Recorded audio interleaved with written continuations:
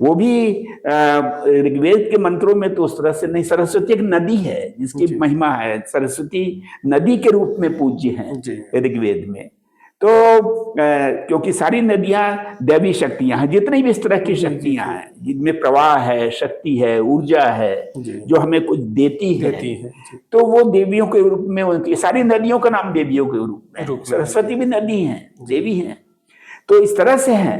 और वो लेकिन हमको जिस रूप में बाद में स्थापित होती है, वह एक बात की स्थितियां हैं।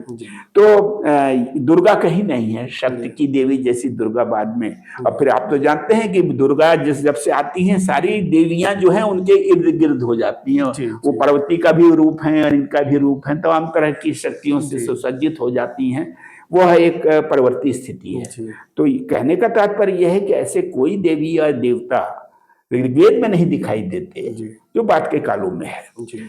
एक तो पहली बात यह है। दूसरी बात यह है कि उत्तर वैदिक काल में हमको निश्चित रूप से एक जो वैदिक परंपरा का जो प्रवाह आगे चलता है, उसके अंदर कई चीजें जुड़ती दिखाई देती हैं।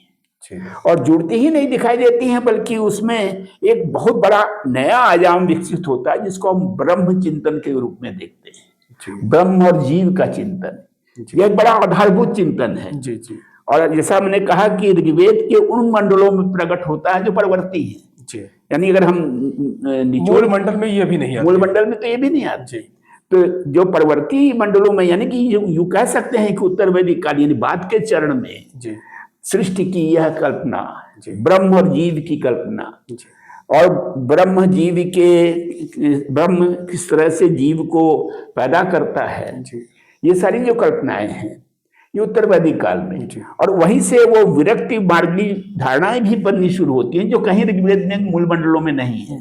संन्यास की, अरण्य की, जंगल में जाने की, जंगल में चिंतन करने की। जैसा मैंने शायद मोहनजोदाड़ो का उल्लेख करते समय कहा था कि वो जो संन्यास की प्रवृत्ति है, मेडिटेशन योग की प्रवृत्ति है, यह प्रवृत्ति मोहनजोदाड़ो में परिलक्षित होती है, लेकिन वो ऋग्वेद के ऋषिकुल मंडलों में नहीं है।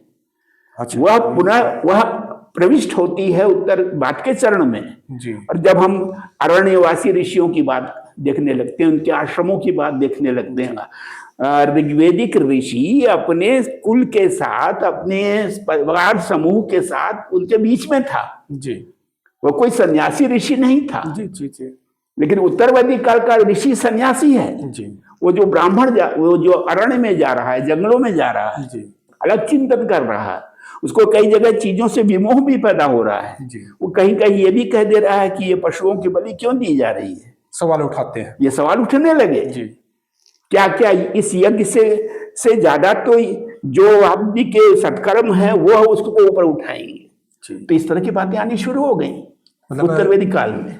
मतलब एक तरफ धार्मिक मान्यताएं जितनी पुष्ट की जा रही थी, उतने प्रोग्रेसिव मूल्य भी उस समय यह एक स्वतंत्र चिंतन, यानी यूं कह सकते हैं कि उत्तर वैदिक काल का जो ऋषि है, ब्राह्मण है, वह थोड़ा सा अलग सोच रहा है। ब्राह्मण को तो हम समाज के बीच में रखेंगे, लेकिन जो ऋषि है वह कुछ अलग सोच रहा है। वह समाज के कुछ दैनंदिन जो लोगों की ईर्ष्याएं और स्वार्थ है उनसे थोड़ा सा अलग होकर सोच रहा है। इस तरह की बातें भी सोच रहा है।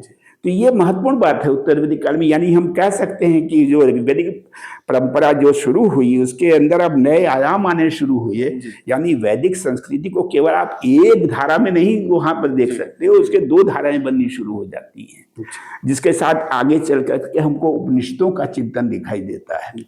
तो आरण्यक हैं, वैदिक संहिता, शेष जो वैदिक संहिताएं हैं, यानी कि यजुर्वेद है जो यज्ञों के लिए रची गई, और जो सामवेद है जो गेय जो छंद थे, छंदात्मक रूप से उसको यज्ञ के समय में गाने के लिए विकसित हुआ। और उसके बाद सबसे बाद में अथर्ववेद को कुछ लोग और भी बात का मानते हैं, कुछ तो बुद्ध के काल के बाद का भी मानते हैं। लेकिन चलिए उसको आप वेदों में ही गिरिए, क्योंकि ध्यान रखिए कि लंबे समय तक त्रिवेदों की ही बात होती थी, चतुर्वेदों की बात नहीं होती थी।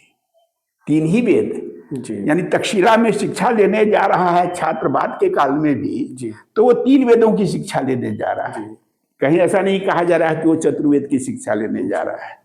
तो इससे ही जाहिर है कि अथर्ववेद बाद में वेद के रूप में स्थापित होता है। तो एक बहुत सारे ऐसे बातें हैं जिनको कि विस्तार में जाएंगे तो बहुत सारी परतें खुलेंगी, लेकिन हम इतनी दूर तक सीमित करें कि ऋग्वेद से जब उतरते हैं अगले चरण में, अगर हम इसको तिथि क्रम से देखना चाहें, समयावधि से देखना चाहें, तो हमें 1000 साल से उत्तरवर्ती अवस्था दिखाई देती है। जी। अब हम यूं कह रहे हैं कि हम बुद्ध के नजदीक जा रहे हैं। जी। वो 400-500 साल का काल जिसमें हम बुद्ध की तरफ बढ़ रहे हैं। उसमें यह चेतना आ जा रही है, यानी ब्रह्म जीव की चेतना आ जा रही है, नए तरह से चीजों को विरक्त की चेतना आ जा रही है, संन्यास की चेतना आ जा रही है। हम जानते हैं कि बुद्ध तो संन्यास मार्ग ही हुए ना, तो ये संन्यास की चेतना आ जा रही है। तो उत्तर वैदिक काल में बहुत कुछ आगे की धारा स्पष्ट किया। जी, और दोनों तरह की, यानी एक तरह की उदारवादी और दूसरी तरफ की संस्थागत तो बहुत कुछ हुआ, क्योंकि उत्तर वैदिक काल में ही आपको वो सारे यज्ञ प्रचलित हुए जो अब व्यवस्था देने वाले हैं। राजसूय यज्ञ है जो राजा की शक्ति की स्थापना करता है, राजा के सिंहासन को पुष्ट करता है, वो राजसूय है। वाजपेयी यज्ञ वह यज्ञ है जिसमें कि जो प्रथम 3 वर्ण उच्च वर्ण कहे जाते हैं, ब्राह्मण क्षत्रिय वैश्य, उनकी वर्ण की क्या कहते हैं उच्चता को स्थापित करने के लिए द्विज शब्द आता है। द्विज से मतलब है कि दोबारा जन्म। यह कल्पना तो ऋग्वेद में नहीं है।